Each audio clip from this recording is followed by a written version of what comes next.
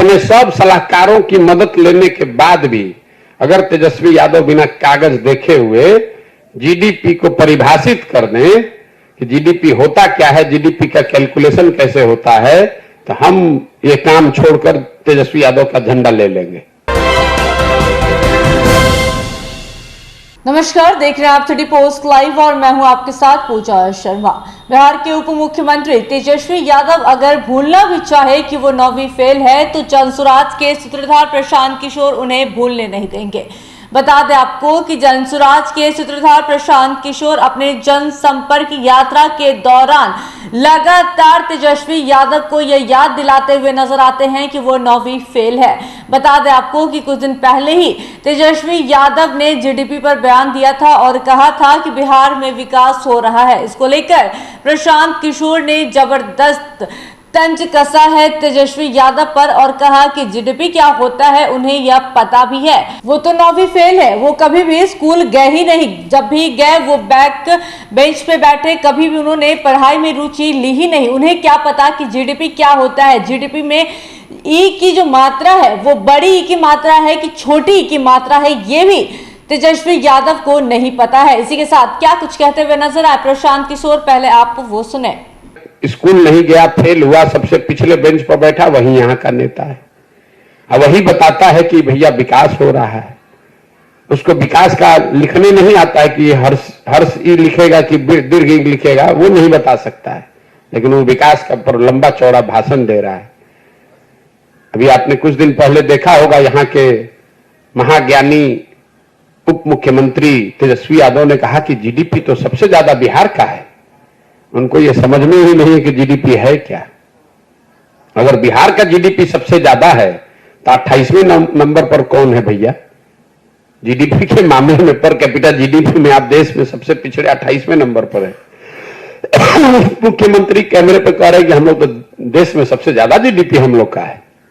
हुआ ये होगा कि किसी अफसर ने बताया होगा कि सर जीडीपी में ग्रोथ हम लोग का सबसे ज्यादा है, तो जीडीपी और जीडीपी के ग्रोथ का अंतर ही नहीं समझ में आया, बोल दिया कि जीडीपी देश में सबसे ज्यादा है।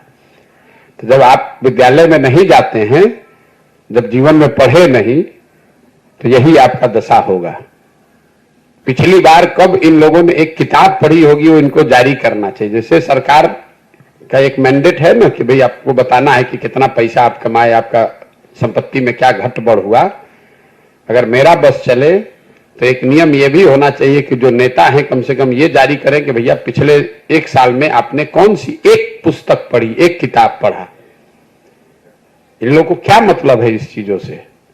गया, उलूल जलूल बकवास किया, लोगों को जाति धर्म में बांटा, पैसा शराब बालू का काम किया, पैसा वसूल के टिकट बांटा, जात के नाम पर लोग गरीबी में मजबूरी में वोट दे देते हैं, उसके बाद नेता बनकर ज्ञान दे रहा है।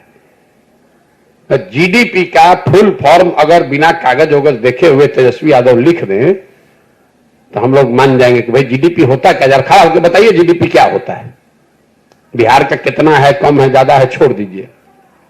अपने सब सलाहकारों की मदद लेने के बाद भी अगर तेजस्वी यादव बिना कागज देखे हुए जीडीपी को परिभाषित कर दें कि जीडीपी होता क्या है, जीडीपी का कैलकुलेशन कैसे होता है, तो हम ये काम छोड़कर तेजस्वी यादव का झंडा ले लेंगे।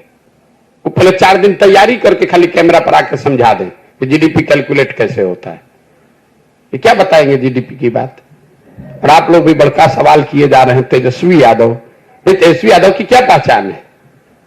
9वां फेल आदमी है। जीडीपी क्या है? अगर बिना कागज देखे हुए बिहार के उप मुख्यमंत्री तेजस्वी यादव परिभाषित कर देते हैं तो वो सारा काम छोड़कर, यानी प्रशांत किशोर अपना सारा काम छोड़कर तेजस्वी यादव के नाम का झंडा लेकर घूमेंगे कहते हुए नजर आए। जनसुराज के सूत्रधार प्रशांत किशोर चैलेंज करते हुए नजर आए तेजस्वी यादव को, और इसी के साथ क्या कुछ कहते हुए नजर आ रहे थे सुना आपने।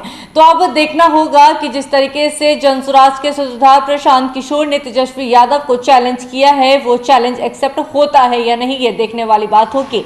फिलहाल इस खबर में बस इतना ही। तमाम जानकारी के लिए बने रहें सिटी पोस्ट लाइव के साथ। इस वीडियो को लाइक करें, शेयर करें और चैनल को सब्सक्राइब करना ना भूलें। धन्यवाद।